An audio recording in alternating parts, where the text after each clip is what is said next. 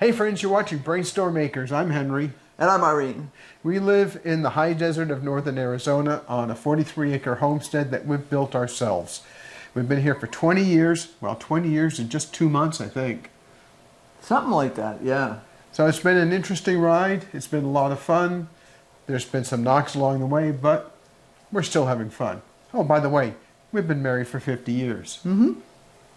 Well, today we're going to be packaging up some of our freeze-dried food that we've been producing for our business trips that we go on with Irene's business, and that we're also using here on the homestead because it takes a whole lot less space. Right. Well, the reason we experimented with this in the first place was that it was costing a lot of money to eat while we were on the road. Yeah, about $50 a meal for the two of us, and that's without going to a high-end restaurant. Right, and God forbid you should want iced tea, or oh God, don't get a beer. Then you've added another $10.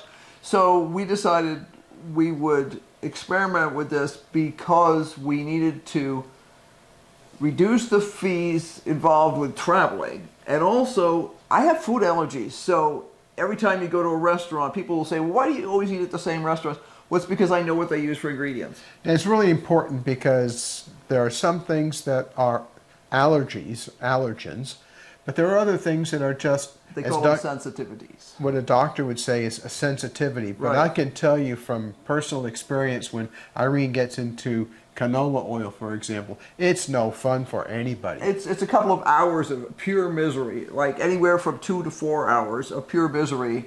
If we're lucky. Sometimes worse if it's been a large quantity. If it's a large quantity, we might as well just go in the hotel and stay for because 24 hours. I'm going to need to be there close to a bathroom for a couple of, a lot of hours. And it's just the sheer discomfort of it. It spoils a trip. And God forbid you should actually be on a vacation type trip where you're actually trying to have a little fun, and you can't have fun because you're not feeling well. So making our own food is something we do 99% of the time at home. We very rarely eat out. We're both good cooks. So one of the problems we have is when we go out to a restaurant and you've spent $70 or $80 for a meal that you're going, yeah, that was okay. Okay? I don't like paying for just okay. Yeah, no, there's times when the concept of eating out and not having to clean the table and wash the dishes afterwards is awesome. However, all we can get around here is okay, to be honest. We haven't checked out every restaurant in Flagstaff, but the ones we have checked out are generally okay. There used to be a place in Williams that was exceptional for a while when the owner was cooking, and then he hired some half-ass cooks. And now it's not exceptional anymore. It's still probably the best culinary experience in Williams, but it's also going to set you back $100. Yeah. I can't do that. So we've set up here in our kitchen. Now, we don't have it set up the way we want it to be set up eventually because I have some other kitchen appliances that are in the way, and right. I just have to find a different way of organizing a few things, and that's my fault. But we've come up with a way of dealing with it with the two of us in this workspace. It's a pretty big workspace as kitchens go. Right, but it's got, like, if you could see the corners here, there's a little ice machine over there, and there's a countertop toaster oven. There's an ice cream machine sitting over here. There's a microwave sitting over there. There's, a mixer back in the corner, and then there's all the stuff we bring out just for this. So what we do, and we do the same thing when we do any kind of canning, is we make sure that this area here is super clean. Now I wouldn't eat off the base of the burners here because it's just been cleaned. It hasn't been sanitized. But the point is, we're not going to suddenly be working along and find a sticky spot on the countertop. Yeah. Now, Irene has some unique background. She went to a week-long FDA certification process for running a food operation, and not just any food operation, an operation that made the product. In this case, it was a chai tea that was shelf stable, which meant it was an acidified food, and then it went into containers that were shelf stable, and there was a time that was on each of these bottles for expiration, for a best of use by date.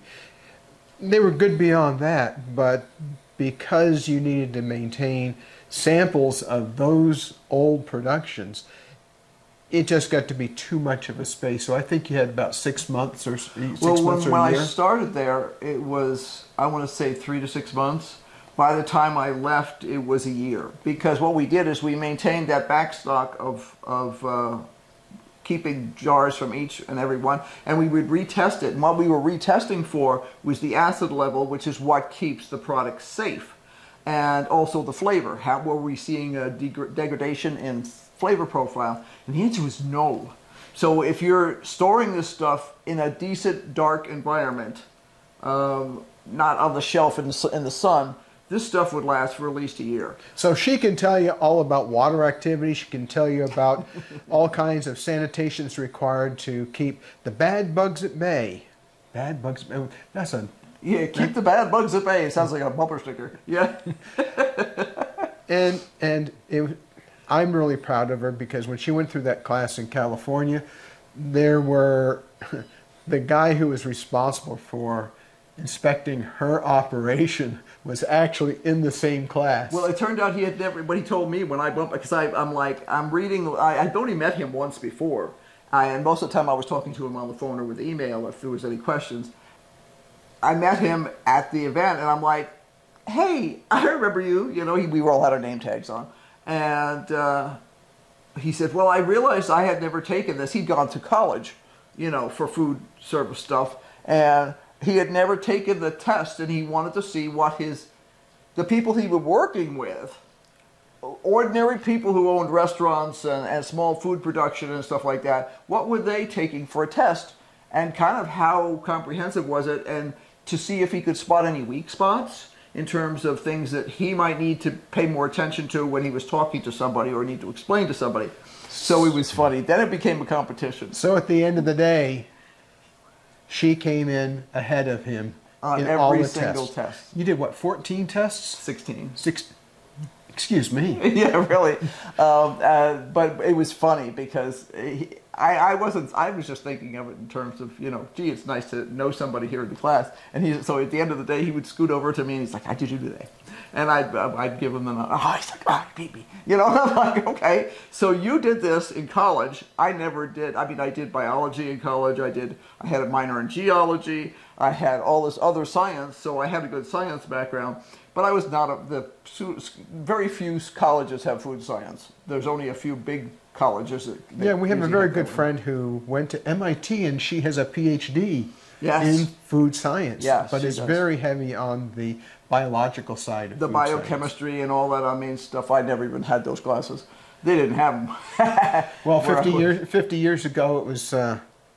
What's a petri dish? Yeah, really. Well, no, we knew what a petri dish was, but it wasn't that level of academic stuff. And she, like I said, she has a PhD. I had a bachelor's at that point and got a master's later in anthropology with a specialization in archaeology. But that's a different science.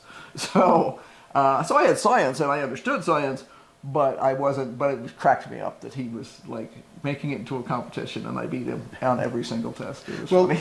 Let me tell you a little bit about how we've set up here. I'm going to be on that side of the room most of the time.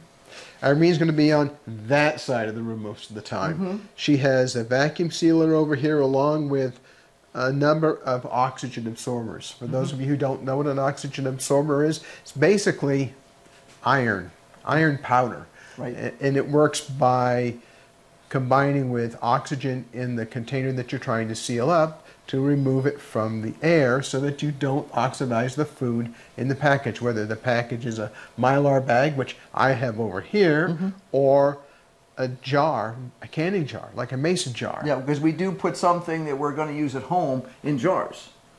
Just like we can things here in jars using a pressure canner for long-term storage. And sometimes what we do is we'll do extra large jars. We'll do quarts. There's only 2 of us, so most of our stuff is packed in pints or less. But when we're preparing stuff to be freeze-dried, sometimes we will create the things and can them so that we know they're safe and they're sitting on the shelf waiting for us to have the time to put them into a tray, freeze them, and then freeze-dry them. I started the freeze dryer yesterday morning at 8 o'clock in the morning, and it finished about 2 o'clock in the morning today. Right. And I let that run until 6 o'clock when I got up and actually weighed the trays to see what the weights were, and we double checked again about 2 hours later, and the weights are all the same, which means there's no more water coming out of the... We freeze the product, water turns into ice, and that goes into a freeze dryer, which then eventually will turn on a vacuum pump, which causes the frozen water, ice, to turn to gas without going through this liquid stage. Fancy word is sublimation. Yeah, that's what it is. So we avoid that, and that keeps the structure of the food product better. Right. But then there's this other thing that's really kind of the bugaboo of most home freeze dryers, and that's bound water. That bound water is actually molecular. Molecular? No, that's not the word. That bound water is actually attached to molecules in the structure of the food. And in order to get that out, you have to dry it longer. Now, fortunately, the Harvest Right freeze dryer that we're using is more or less automated. That means that there's sensors in it that follow the air pressure, the vacuum, and the temperature. So it turns the heat on the trays, drives water off, and then has to drop it back down because it doesn't want to get too much going on. So that's what goes on there. But now we're ready to take all that food out. We've measured it. It weighs the same as what it did at 6 o'clock this morning. So now we're ready to get set up the rest of the way. Right. Now, in addition to the Mylar bags I have over here, I have a sealer to seal the Mylar bags. The reason why Irene has a vacuum sealer over here is when she goes to put the oxygen absorbers in, she opens up the bag that has all of those oxygen absorbers in them, and she pulls out the ones we need, and then she seals that bag back up to preserve the oxygen absorbers. Right, and in this case, this batch of oxygen absorbers has been open for a while, so when I open a new bag, I don't put it back into the bag. I put it into a mason jar, and I vacuum seal the mason jar so that there's no oxygen to speak of in the mason jar to start with. So that just sits there, and that could sit on the shelf forever. Well, it's time to get going. What I'm going to be doing is pulling out some baking trays that reside Right down there. right over there, right behind Irene. Right. And I'll be putting 2 on here. One will go on the right-hand set of burners, the other will go on the left-hand set of burners. And the way that we do this is we both have our hands washed. I'm going to put on gloves. And it's not because I'm afraid of doing something with my hands. It's because when I rehydrate this food when we're on the road, I want to make sure that I don't have some bacteria on my hands that could, this is only a could, multiply when the water goes on the food. Right. I'm not worried about the food itself because that's been handled in sanitary conditions. But I'm going to go ahead and use nitrile gloves just to provide another barrier between me and the food that we're processing. Right, and we always do really wash our hands well before we start, including cleaning under our fingernails. If there would be one thing I would highly recommend for YouTubers, if you're going to do close-ups of your hand, make sure your nails are clean, because I have seen this in so many classes and stuff, and you're going, that's gross, that person's handling food, and their nails look like they haven't been cleaned in a week. Now, I know from experience, because we camp a lot, and we also live in a very dusty environment, that your hands could go from clean to not clean in 15 minutes. Easy. Less than that. Less than that. And as a person running a shop at events outside, at art fair type events, I clean my nails all the time, because people expect your hands to be clean, unless you're right in the middle of something. You know, and even then they prefer your hands be clean. And I'm not serving food, I'm serving jewelry and things like that. But having your hands clean is part of your presentation to the public. Well, let's get started, Irene. Yeah.